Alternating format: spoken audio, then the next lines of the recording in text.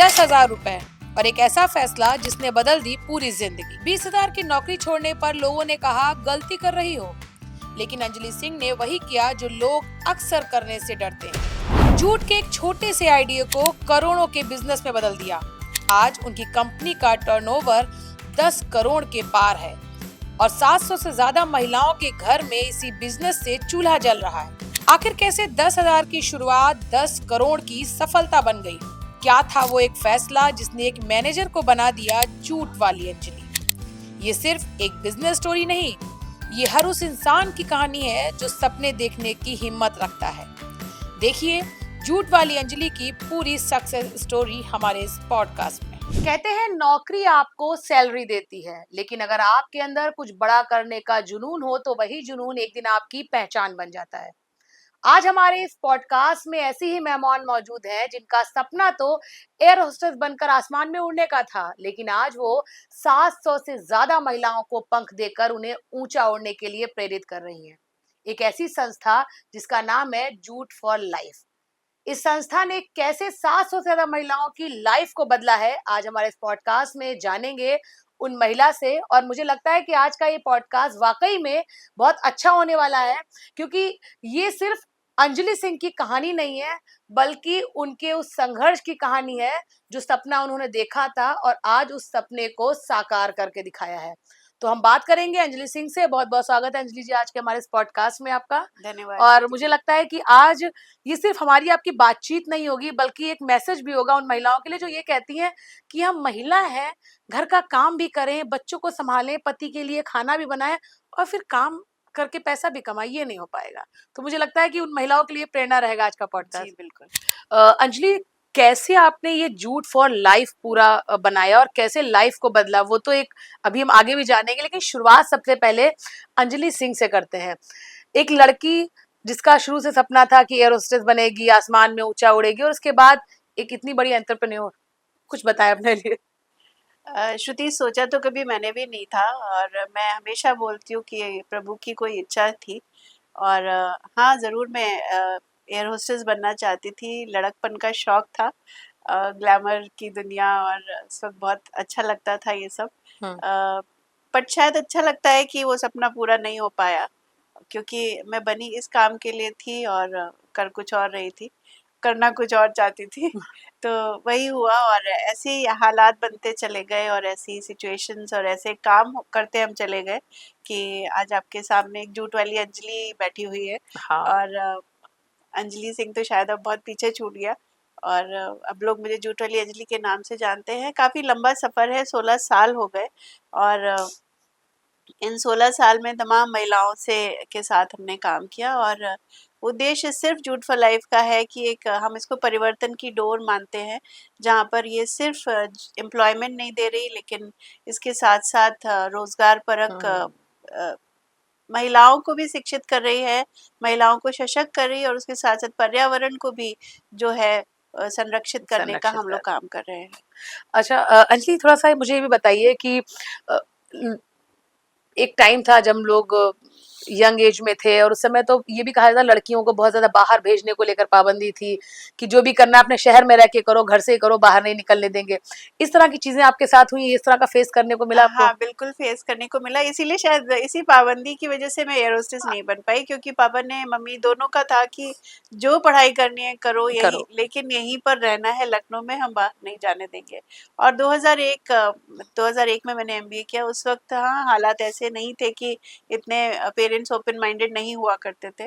तो लेकिन फिर भी उन्होंने मुझे MBA इन टूरिज्म मैनेजमेंट करवाया। जो भी मैं करना, जितने भी ट्रैवल रिलेटेड कोर्सेज थे, जो भी करना है घर यहीं से करो, सब करवाया। जहाँ मैं नौकरी करना चाहती थी वहाँ करने दिया, सब कुछ किया। लेकिन ये पाबंदी हाँ जरूर थी कि कहीं बाहर नहीं जाने देंगे, जो करना है। तो अच्छा, ये लगता नहीं है कि ये पाबंदी आज आप जिस मुकाम पर हैं, वो पाबंदी आपको अगर ना मिली होती तो शायद आप यहाँ नहीं होती? तो मैं तो हमेशा रोज धन्यवाद करती हूँ भगवान का कि अगर पापा ने नहीं रोका होता तो आज मैं हवा में बर्तन उठा रही होती।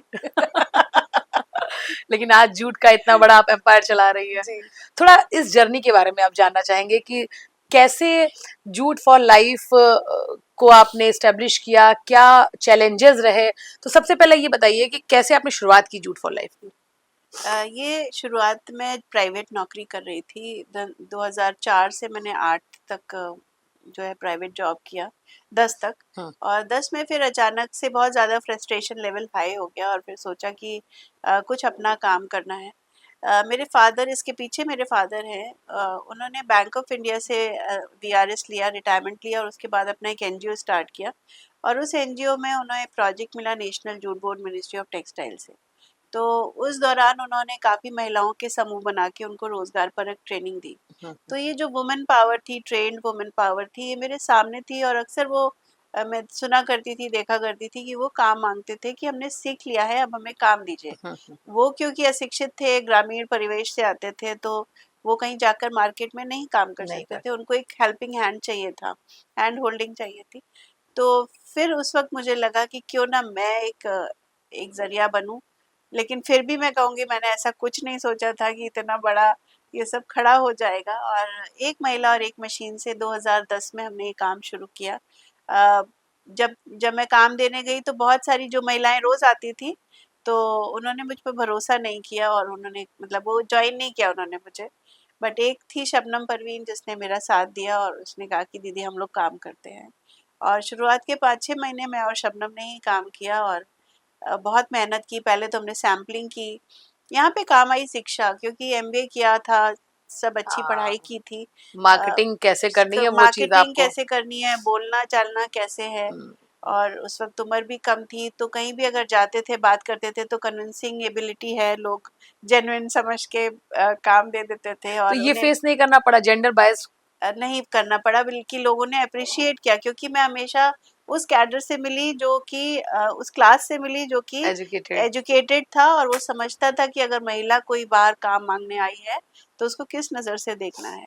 यही मैं अगर नीचे लोअर क्लास में जाती तो वो मुझे शायद भगा देते या एंटरटेन ही नहीं करते। हाँ। बट मैं ऐसे लोगों से मिली, टॉप मोस्ट लोगों से मिली, किसी भी दफ्तर में गए, कहीं यूनिवर्सिटी में गए, तो उन्होंने काफ़ी अच्छा रिस्पॉन्स दिया। मेरा पहला ऑर्डर हिंदी डिपार्टमेंट से आया था, लखनऊ यूनिवर्सिटी के।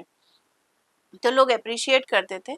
10 जगह जाते तो मेरे ख्याल से 7 जगह से हमें अच्छा रिस्पॉन्स मिलता था, ऑर्डर 5 जगह से मिल जाता था। हाँ, तो हाँ। इस तरीके से चीज़ें चलती रही। शबनम जो है वो लकी मैस्कॉट रही, क्योंकि उसके हाथ में हुनर था।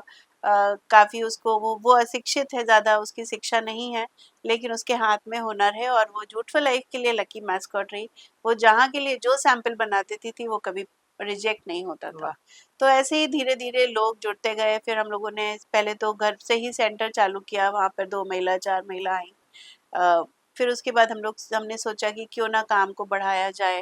फिर हम गाँव-गाँव में हमने ट्रेनिंग देनी। हम तब नेशनल जूट बोर्ड से फिर हमने अपनी संस्था को जोड़ा। अपनी पहले फादर की हाँ। संस्था से जोड़ा था, फिर हमने अपनी संस्था से जोड़ा। फिर हम लोग को ट्रेनिंग प्रोग्राम्स मिले तो हम गाँव-गाँव में ट्रेनिंग्स देने लगे। वहाँ से फिर महिलाएँ जो है वो वहाँ पर ही हम ट्रेनिंग कम प्रोडक्शन सेंटर खोलने का ही नियम था उस प्रोग्राम में। तो हम वहीं पर खोल देते थे सेंटर और वहाँ पे लोगों को हम काम देते थे। ओह! तो पहले 10-12 साल आप कह सकते हो कि हम बहुत स्कैटर्ड रहे। गाँव-गाँव में कभी थोड़ा दौड़-भाग, चैलेंजेस भी रहे। बहुत चैलेंजेस, गाँव-गाँव में जाके काम देना, काम उठाना, फिर क्वालिटी चेक कुछ नहीं। तो बट फिर भी चीज़ें चलती चली गईं और काम चलता गया। फिर सेंटर्स खुले, फिर अ, 1 चलिए। महिला से 2 महिला, फिर गाँव से गाँव, ऐसे बहुत अच्छा चीज़ें। अंजलि, थोड़ा-सा ये बताइए कि जैसे एक फीमेल के लिए क्या है घर में? अच्छे से पढ़ ले, उसके बाद उसको एक अच्छी नौकरी मिल जाए, तो लगता है कि अब शादी कर देनी चाहिए। आपने वो सब पा लिया था, आप जॉब भी कर रही थी, 20,000 के करीब जहाँ तक मुझे जानकारी है कि आपकी जी, सैलरी भी थी। जी। तो उसके बाद ऐसा नहीं लगा कि यार इतनी अच्छी नौकरी आराम से कर रहे हैं, छोड़ के क्या नया पूरा खड़ा करना, फिर उसमें ज़ीरो से शुरू करना? कभी मन में ऐसा आया? कभी मन में नहीं, अभी भी शायद ऐसा आता होगा क्योंकि इतने साल बाद भी अगर आप कहें तो सैलरी टाइम पे नहीं निकल पाती। तो हाँ। लगता है कि अच्छा, कभी-कभी लगता है, हाँ। लेकिन वो कभी-कभी सिर्फ़ चंद सेकंड की बात होती है। उसके बाद जब थोड़ा-सा भी पीछे मुड़ के देखती हूँ या अपने आगे बगल आजू-बाजू कहीं भी देखती हूँ तो हाँ, मुझे हाँ। लगता है कि जो इम्पैक्ट हमने क्रिएट किया है वो शायद नौकरी में नहीं संभव था। अच्छा, आज अंजलि को जूट वाली अंजलि के नाम से जाना जाता है। तो जब आपने एक प्लान किया या एक बिजनेस आइडिया डेवलप करने का एक प्लान किया आपने, तो जूट को ही क्यों चुना? उसके पीछे क्या रीजन था? जूट इसलिए चुना क्योंकि अगर हम 2010 की बात करें तो उस वक्त एक समाज में बज़ स्टार्ट हुआ था कि प्लास्टिक हटाओ, पॉलीथीन हटाओ, जूट अपनाओ। और पर्यावरण का तभी से प्रकोप चालू हो गया था। डिजास्टर्स आने शुरू हो गए थे बट इतने ज़्यादा नहीं थे जो नहीं अब है। तो एक ये, और सरकार ने भी उस दौरान बैन किया था एक तरीके से कि लेदर और प्लास्टिक पॉलीथीन नहीं स्ट्रिक्टनेस बढ़ चलेगा, रही थी। हाँ। बढ़ रही थी। तो ये लगा कि एक नया प्रोडक्ट है, इस राज्य का प्रोडक्ट नहीं है, कोई बाहर की नई चीज़ आएगी। और जब हम मार्केट में गए तो हमको बहुत अच्छा रिस्पांस मिला और उस जूट को हमने सुंदर जूट बना दिया, ब्यूटी जूट इज क्यूट बना दिया हमने। हाँ, और उसी की वजह से शायद हमको क्योंकि सफलता जूट मिली। की हम जब जब बात करते हैं तो वो एक कड़ा बोरा, सा फैब्रिक, बोरा ना, इस टाइप की। बट अभी मैं देख रही हूँ आपके आउटलेट पे भी इतनी खूबसूरत चीजें जूट से बनी हुई है। जी, जैसे ये मेरे पीछे रखा है बास्केट, मुझे लग रहा है ये भी जूट से ही ये बना भी हुआ जूट है। से बना हुआ तो है। अच्छा, मुझे थोड़ा सा ये बताइए कि जब आपने स्टार्ट कर दिया बिजनेस, सबसे पहले दिमाग में था कि अब कर तो दिया, क्या ऑर्डर मिलेगा? तो जब पहला ऑर्डर मिला तो थोड़ा उसके वो जर्नी बताइए। जब, अब इतना तो खैर मुझे याद भी नहीं होगा कि क्या रहा होगा, बट हाँ, जब पहला ऑर्डर मिला था वो शायद 25-30 बैग का था। और नानी दादी सब याद आ गई थी क्योंकि उस वक्त लोग थे कम।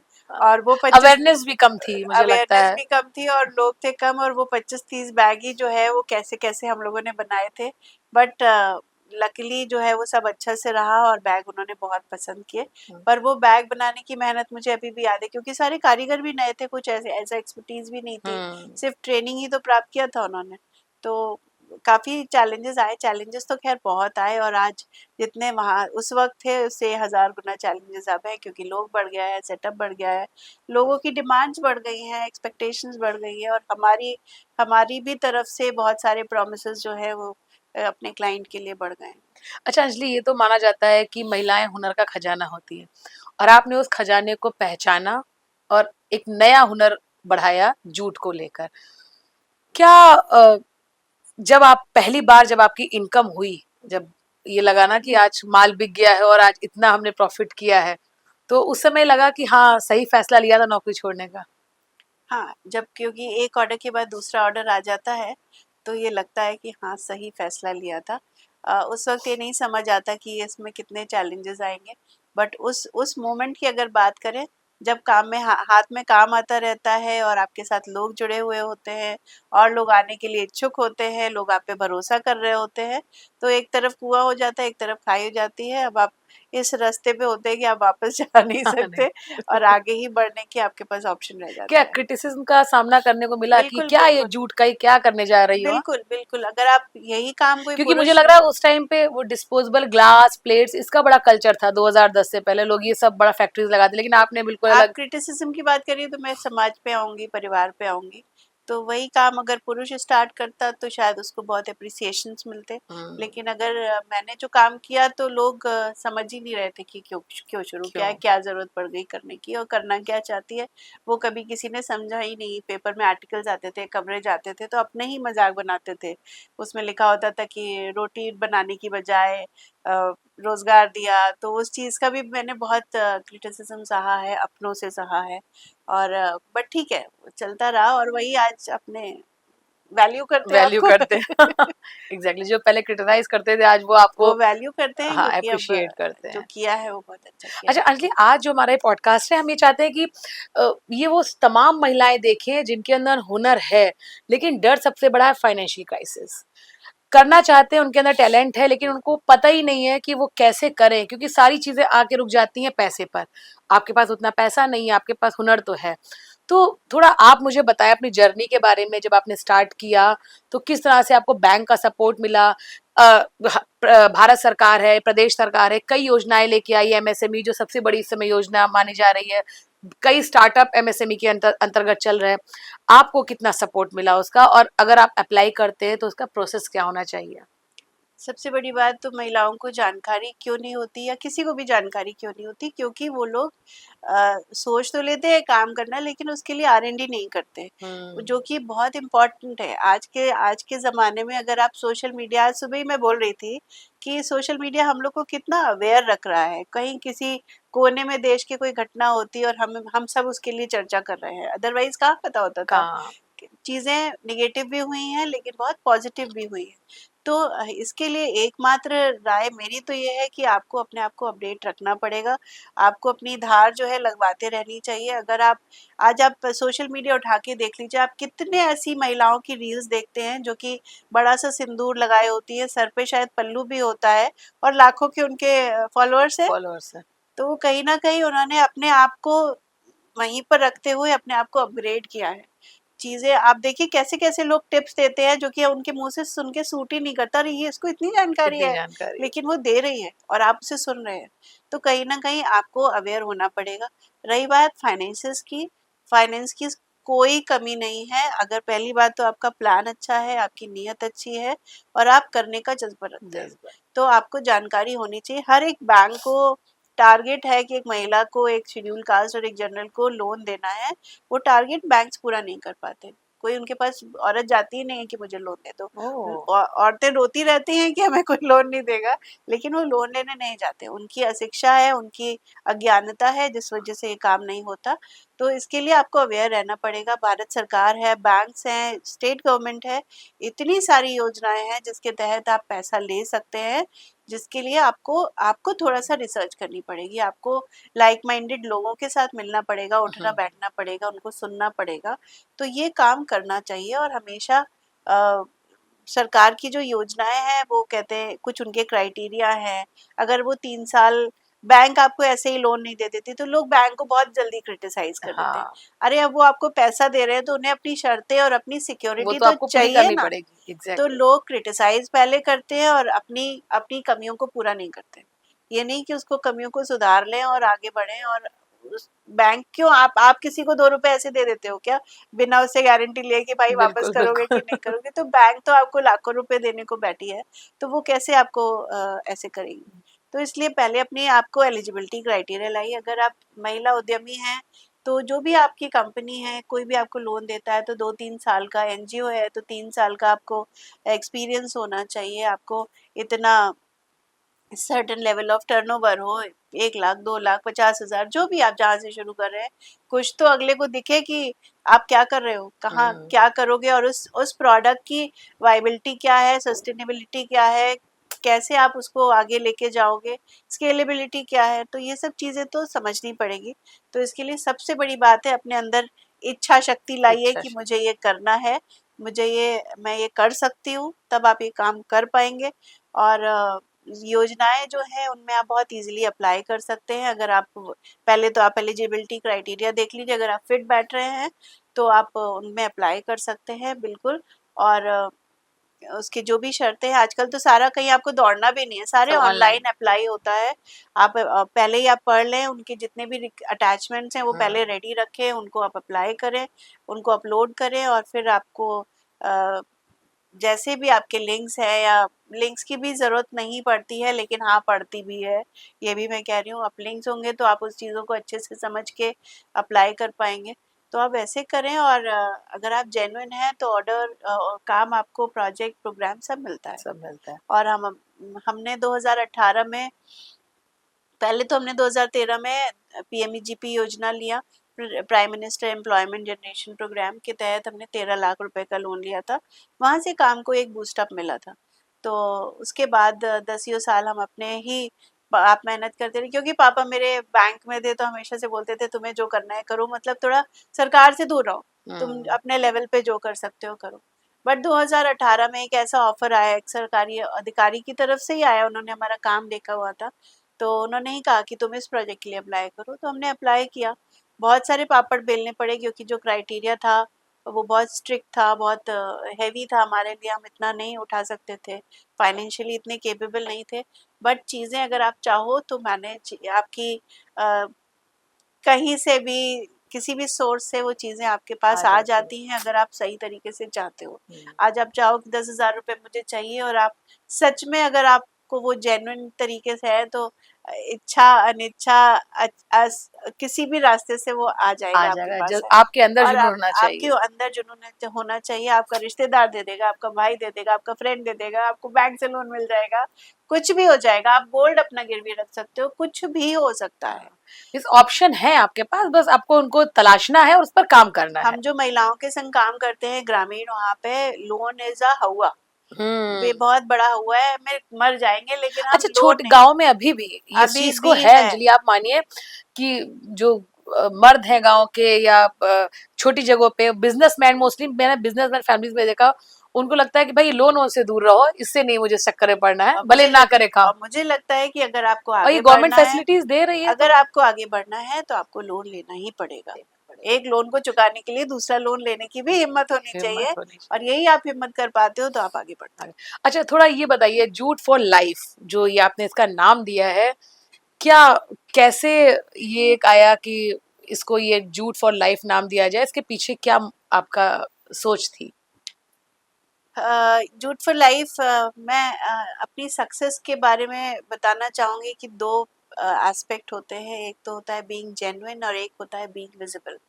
तो जेन्युइन तो थे हम हमेशा से, ऐसे संस्कार मिले, ऐसे परवरिश हुई, और कुछ अंदर से भी डीएनए में रहा होगा, जेन्युइनिटी है, लोग विश्वास कर लेते हैं आसानी से।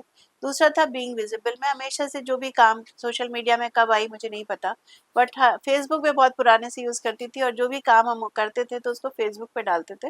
हाँ। और इसी को देखते हुए मेरे पास एक दिन अचानक से 2018 में कॉल आया था हॉलैंड से, कि उनकी ऑर्गेनाइजेशन का नाम था वुमेन ऑन विंग्स, कि हम आपकी संस्था को जो है कंसल्टेंसी देना चाहते हैं। उनका एम था 1 मिलियन जॉब्स क्रिएट करना इंडिया में। तो हमारी जैसी संस्थाएं जो कि महिलाओं के लिए काम कर रही हैं, तो उनको वो सपोर्ट करते थे।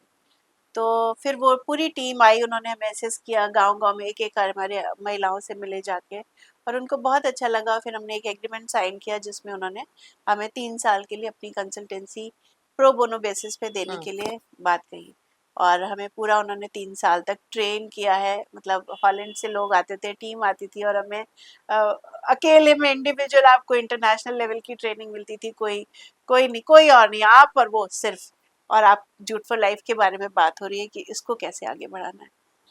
तो ये जो तो नाम था जूट फॉर नाम लाइफ। बता रही हूँ, तो उसी में से एक आई थी मैडम हेलेन वॉलन, हेलेन वॉल्टर। तो उन्होंने ही मुझे कहा कि इसको, हमने कहा कि इसको ब्रांड बनाना है, नाम नहीं सजेस्ट हो रहा है, तो उन्होंने सिर्फ बोला कि how will be jute for life, and I said okay ma'am, done. And वो दिन था, और बस एंड वी एक्सेप्टेड इट, क्योंकि वो जूट फॉर लाइफ एकदम क्लिक कर गया, क्योंकि जूट वैसे भी जिंदगी है सभी की, और हमारे लिए तो जिंदगी थी, और कितनी हजारों महिलाओं के लिए हाँ। हमने उसको जीवन की डोर बना दिया। अच्छा, क्या लगता है अंजलि कि आज पूरी दुनिया में प्लास्टिक को बैन करने की बात करी जा रही है, छोड़ने की, तो आपको लगता है कि जूट का भविष्य आगे अच्छा है? Sky is the limit for this product.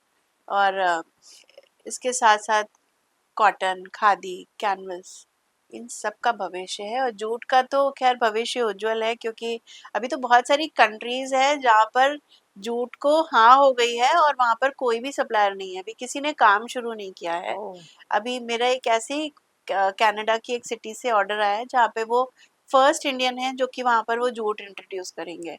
सो वो काफ़ी प्रोत्साहित है, और हमें भी बहुत प्रॉमिसिंग लग रहा है। तो ऐसे बहुत से देश हैं जहाँ पर जूट चलेगा, और अभी वहाँ लोग नहीं हैं। तो अभी इसकी कोई लिमिट ही लिमिट नहीं नहीं। है, आसमान भी शायद छोटा पड़ जाएगा इसके थोड़ा स्कोप के बताइए आगे। अंजलि, थोड़ा सा मुझे उसके बारे में भी अपना, कि आपने पूरी जर्नी आपकी अपनी आपने बताया, अभी प्रेजेंट टाइम आप किन किन ऑर्गेनाइजेशन के साथ काम कर रही हैं, किन के साथ आपका टाई अप है, और जो आपका जो प्रोडक्ट है वो आप कहाँ कहाँ डिलीवर कर रही हैं? हम लोग की जो क्लाइंटेल है वो बेसिकली गवर्नमेंट है, कॉरपोरेट है, पीएसयूज है, यूनिवर्सिटीज है, इंडस्ट्रीज है, बी टू बी है बेसिकली। ओके। अभी हमने हाल ही फिर 2-3 सालों से अभी बहुत ज्यादा चलन हुआ, शादी में गिफ्ट बैग मिलते हैं, रिटर्न गिफ्ट्स, बायना जो है अब जूट के बैग में बायना जूट जाता के है। बैग में। तो एक नई वो है, तो बी टू सी, लेकिन डायरेक्ट हमें बिजनेस मिलता है कस्टमर से, बल्क का। और ये काफी चला है, मेरे ख्याल से हमारे 100% में कहें तो 5-7% जो है वो शादी के बैग्स बल्क में बन के जा रहे हैं। और अब उसका ये भी नहीं रह गया कि बड़े लोग हैं, अमीर लोग हैं, वो ही शादी में जूट का बैग दे रहे हैं। एक मिडिल क्लास आदमी भी सोच रहा है कि लेकिन ये मैं मुझे कॉस्टली होता है थोड़ा, खादी कॉस्टली की बात होता है। करें, जूट मोस्टली लोग इसलिए भी थोड़ा सा पसंद करते हैं, लेना चाहते हैं, बट कॉस्ट इतनी ज्यादा होती है, वो हैंडीक्राफ्ट की वजह ये से। 4-5 साल पहले ये बात ज्यादा हुआ करती थी कि ये ओह, कॉस्टली है। माइंडसेट में चेंज आया है क्योंकि लोगों को पता चल गया है, एक तो प्लास्टिक कितना दुष्प्रभाव हो रहा है हमारे पर्यावरण पे, आप देख ही सकते हैं। तो कहीं ना कहीं प्लास्टिक बहुत बड़ा वो है हमारे जानवरों के लिए, गाय भैंस के लिए। तो उसके लिए लोगों में थोड़ी अवेयरनेस तो आई है। अभी आप देख लो ना, आप कोई भी सीरियल उठा के देख लो, हीरोइन एक जूट का बैग पकड़े होती जूट है। का आप सड़क पे चले ब्रांड जाओ, बन रहा आप है किसी ऑफिस में चले जाओ, जो टिफिन बैग होता है वो जूट का बैग होता मोस्टली। है।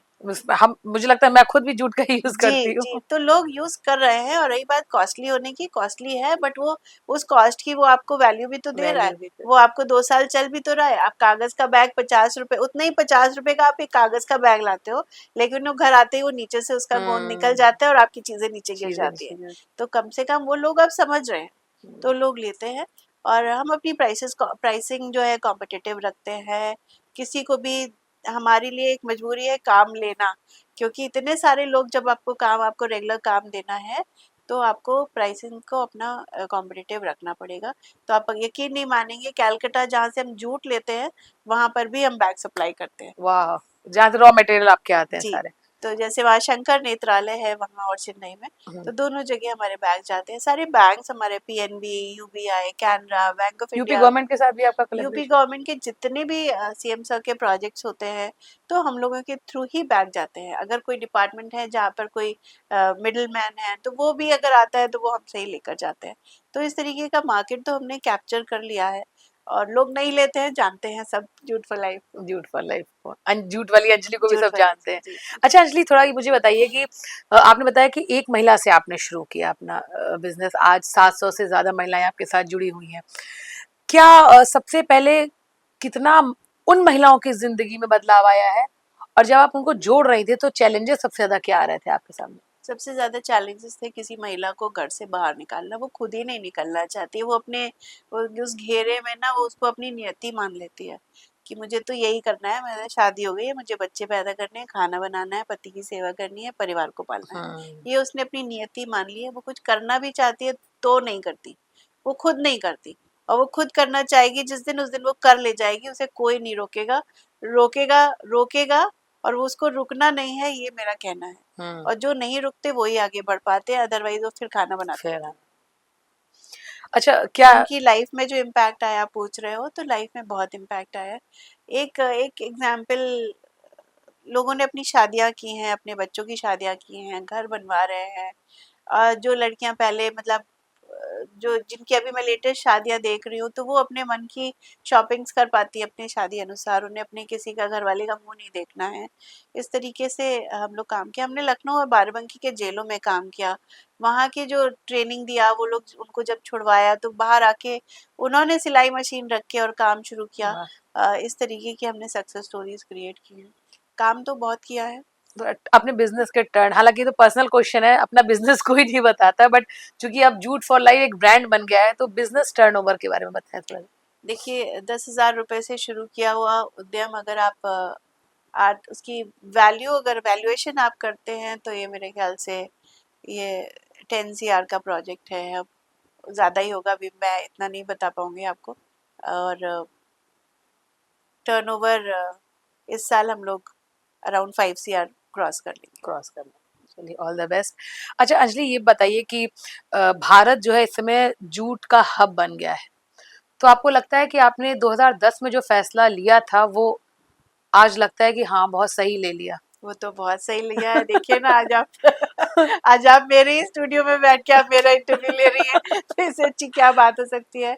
तो फैसला तो बहुत सही था। और ये फैसला इतना बड़ा और इतना सक्सेसफुल हो जाएगा, इसको सोचती हूँ तो बहुत खुशी होती है। अच्छा लगता है। लेकिन एक दूसरा प्रोस्पेक्ट भी है बीइंग अ वुमेन, जब आप कुछ करने बाहर निकलती हैं तो जो घर के अंदर के चैलेंजेस होते हैं, आपके बच्चे, उनको ये लगता है कि मम्मी मुझे टाइम नहीं दे रही, हस्बैंड को लगता है कि आप घर में टाइम नहीं दे रही, घर वालों को लगता है कि आप टाइम नहीं दे रही, जबकि आप सारी रिस्पॉन्सिबिलिटी करके घर से बाहर निकलते हैं। तो मैं खुद वर्किंग हूँ, मुझे भी ये चीजें कई बार फेस करनी पड़ती है, और क्या आपको भी ऐसा फेस करना पड़ा? किस औरत को नहीं करना पड़ता, ये मुझे बताइए। तो बहुत करना पड़ता है, मैं बता रही हूँ, बट मुझे लगता है कि मैं हर किसी को 100% कर करना रही हूँ। पड़ता है। इनफैक्ट हमारी तो फुल फैमिली जूट फैमिली हो गई है। लेकिन वही वही है ना, जब चीजें पॉजिटिव डायरेक्शन में जा रही होती है तो पल भर के गुस्से होते हैं, फिर ठीक हो जाते हैं। अगर आप सक्सेसफुल हो, वही आप अनसक्सेसफुल कुछ काम कर रहे हो तो उसमें ज़्यादा खींचातानी हो जाती है। बट आप करते ही रह जाओ और अपना जुनून दिखा दो अगले को, तो कहीं ना कहीं चीज़ें, और हमें तो भगवान ने वैसे ही शक्ति दी हुई है कि हम लोग हर चीज़ें आसानी से, बड़ी आसानी से हम लोग बिना पैनिक के हैंडल कर लेते हैंडल हैं। कर लेते हैं। और कुछ मैंने अपने अंदर भी चेंजेस लाए हैं मैंने कि अ, गुस्सा कम करना है। मतलब क्योंकि मैंने भी अपनी हेल्थ इश्यूज बहुत ज़्यादा, मेरे हाँ। 2020 में मेरी ये पैल्सी हो गई थी ओ। चेहरे पे। तो वो मैंने काफ़ी झेला, इतना ज़्यादा टेंशन्स हो जाते थे काम के, फैमिली के, रिलेशनशिप्स के। तो वो कहीं ना कहीं डायरेक्टली आप ही को इफ़ेक्ट करते हैं। तो उस चीज़ पे काम किया है, थोड़ा अध्यात्म की तरफ जा रहे हैं चीज़ें। मेडिटेशन। और मुझे लगता है कि जब बाल सफ़ेद होने लगते हैं तो भी आप समझदारी ऑटोमेटिकली आने लग जाती है। हाँ। बच्चों की बात तो टाइम, हाँ बिल्कुल कम मिल पाता है, लेकिन वो भी जब देखते हैं कि अपनी माँ को कि वो इतनी मेहनत कर रही है और उनके साथ है हमेशा एज एंड व्हेन रिक्वायर्ड, तो सब समझते हैं और चीज़ें अच्छा, उतनी फैमिली तो सपोर्ट फिर भी कर लेती है, लेकिन रिश्तेदार नहीं करते हैं। वो कहते हैं कि आपको तो समय ही नहीं है, आप फोन नहीं पिक करते हैं, आप फंक्शंस में नहीं आते हैं। मतलब सो मुझे इस तो कान, बाइकआउट कर दिया जाता है हाँ कई हाँ, बार। तो आप इस कान से सुने और इस कान से निकाल दें कि भाड़ में जाओ तुम। एग्जैक्टली, ये तो सही कह रहे हैं। अंजलि, आपकी 2010 से अब तक की जर्नी और उससे पहले की जर्नी में आप अपनी लाइफ का सबसे टफ टाइम किसको मानते हैं? जब मैं टाइम पे सैलरीज नहीं निकाल पाती, इतना काम होने के बावजूद, वो मेरे लिए बहुत टफ हो जाता है मेरे दिमाग पे झेलना, क्योंकि मुझे लगता है और इतना ज्यादा काम है, हर कोई काम में इन्वॉल्व है, सारे इधर से उधर हो रहा है, बाहर देखने वाला सोचता है अरे इनके तो पैर नोटों की बारिश हो रही बिल्कुल, है। मैं भी यही सोच रही थी। नोटों की बारिश हो रही है, लेकिन उसके बावजूद भी अगर चीजें फाइनेंशियली सही नहीं चलती तो, और वो एक एमएसएमई का रोना है, वो हमेशा ऐसे ही होता है। और मेरे पापा कहते हैं कि जितनी तुम्हारी साइकिल टाइट चलेगी, चेन टाइट चलेगी, उतनी ही तुम अच्छी बिजनेस करोगी, अच्छा बिजनेस। ये उसका संकेत है।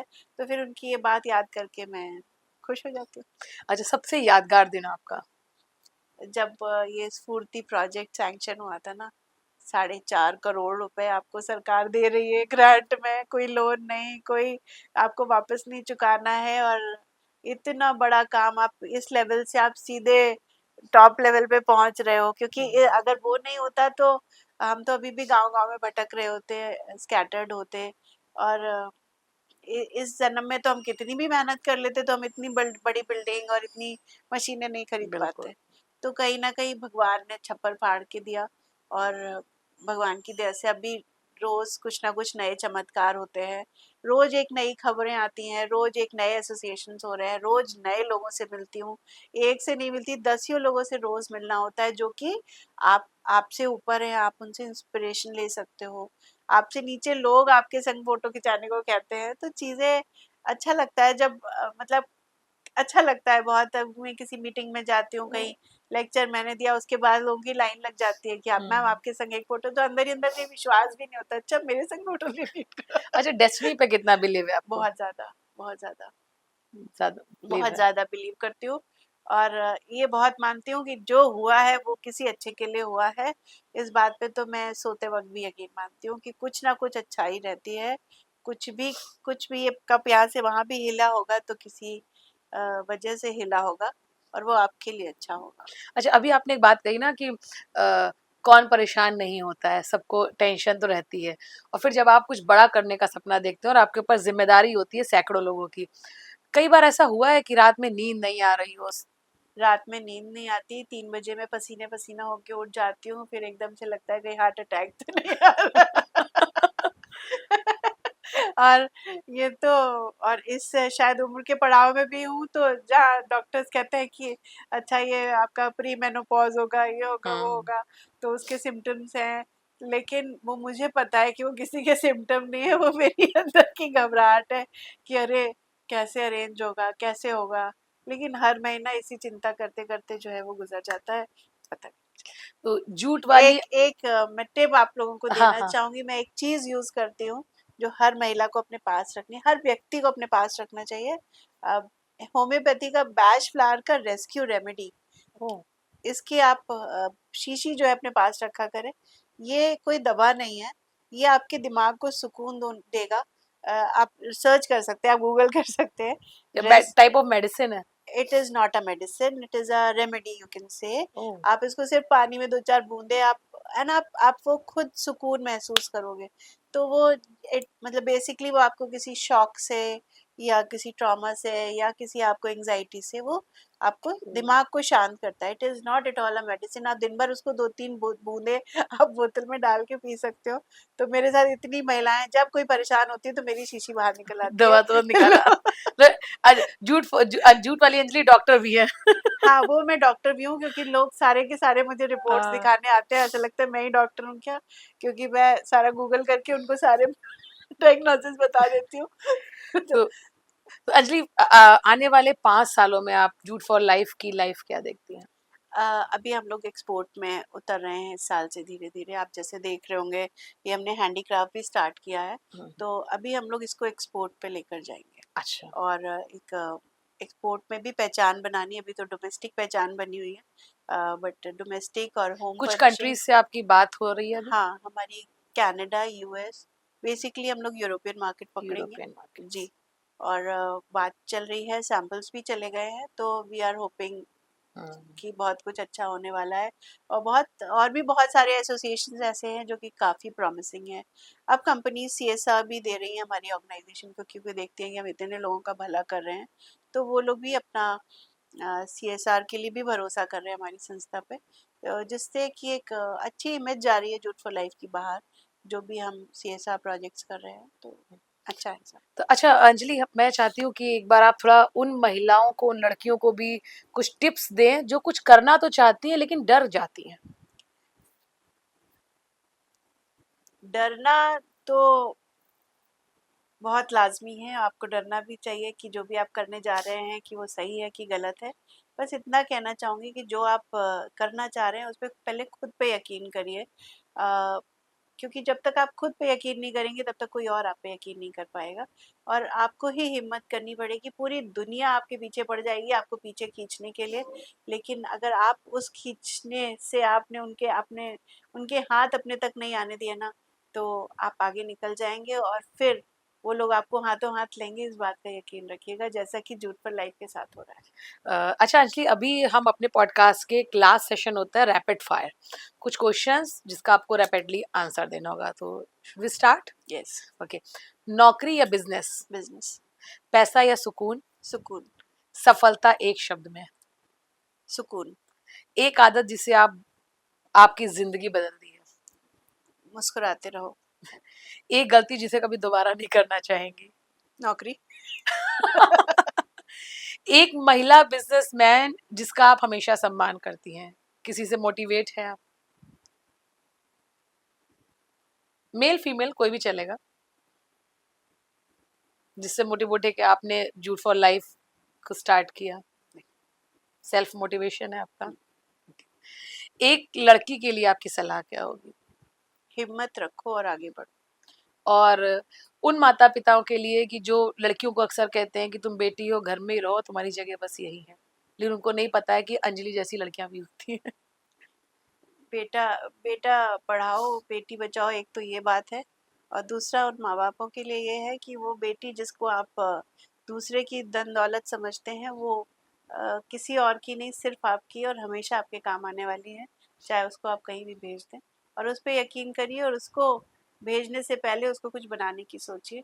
वो ज़्यादा इम्पोर्टेंट है, क्योंकि उसने वो अगर जिस दिन बन गई ना, तो 100 बेटों से ज़्यादा सुख आपको दे देगी। तो आज अंजलि, 2010 वाली जो अंजलि थी और आज 2026 वाली अंजलि, उसको ये लगता है कि मैंने जो 2010 में फैसला लिया वो बिल्कुल सही था? बिल्कुल सही था, बिल्कुल सही था। और वो मैंने फ़ैसला नहीं लिया, भगवान ने मुझे कहा कि तुम ये फ़ैसला लो, और मैंने उनकी बात मानी और उस काम को आगे बढ़ाया। बहुत सारे कोरोना में तो हम ज़ीरो पर आ गए थे, 100 से ज़ीरो पर आ गए थे, क्योंकि जो बिज़नेस था वो टोटल बंद हो गया था, सारी गैदरिंग्स बंद हो गई थी, कहाँ पर आप बैग बेचते? तो हम ज़ीरो से, लेकिन हमने उस वक़्त भी हिम्मत नहीं हारी, हमने बहुत सारे काम किए। और जो महिलाएँ, जिनके पुरुष घर पे बैठे हुए थे, उस वक़्त महिला ने 3-3 गुना ज़्यादा पैसे कमाए उस दौरान। तो एक लास्ट हम चाहते हैं कि आप हमारे ऑडियंस जो हमारे जितने भी हैं उनको ये एक मैसेज दें कि कैसे जूट फॉर लाइफ ने 700 के ज्यादा महिलाओं की लाइफ को बदला और आने वाले टाइम में ये 7,000 भी हो सकती है। ये 7,000 नहीं, ये 10,000 महिला होंगे, क्योंकि हमारी नीयत अच्छी है, हमारा काम सच्चा है, और जो लोग हमसे जुड़ रहे हैं वो पक्के हैं, और वो महिलाएं हैं, क्योंकि महिलाएं जब महिलाओं का साथ देती है, उनको आगे बढ़ाती है, तो दिशा अपने आप बनती चली जाती है। तो जूट फॉर लाइफ 10,000 भी नहीं, पता नहीं कहाँ पहुंचेगा आने वाले सालों में। ये सब देखेंगे।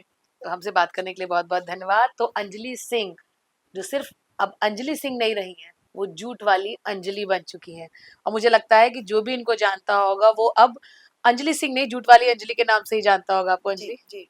तो मुझे तो फिलहाल अंजलि का आज पॉडकास्ट करके बहुत अच्छा लगा, क्योंकि मुझे हमेशा से इस टाइप के पॉडकास्ट करना, ऐसे लोगों से मिलना बहुत अच्छा लगता है जिन्होंने अपनी लाइफ को बिल्कुल चेंज किया है, मोटिवेशनल होती है। और खास तौर से जब मैं उन महिलाओं का पॉडकास्ट करती हूँ, उनसे मिलती हूँ, उनकी स्टोरीज दिखाती हूँ कि जिन्होंने कैसे जीरो से और वो 1000 मिलियंस तक पहुंच जाती हैं। और मुझे लगता है कि आज का ये पॉडकास्ट उन सभी महिलाओं को मोटिवेट करेगा जो सिर्फ सोचती रह जाती हैं कि कुछ बड़ा करना है लेकिन कैसे करना है। क्योंकि आज अंजलि ने हमारे पॉडकास्ट में बताया कि किस तरह से गवर्नमेंट की पॉलिसीज हैं, एमएसएमई की कैसे फंक्शनिंग करता है, किस तरह से आप लोन ले सकते हैं। बस जरूरत है तो आपके अंदर हिम्मत और हौसले की। तो वो हौसला जगाइए, वो हिम्मत जगाइए, और आप भी बन जाइए एक और जूट वाली अंजलि। आप देख रहे थे पॉडकास्ट विश्रुति।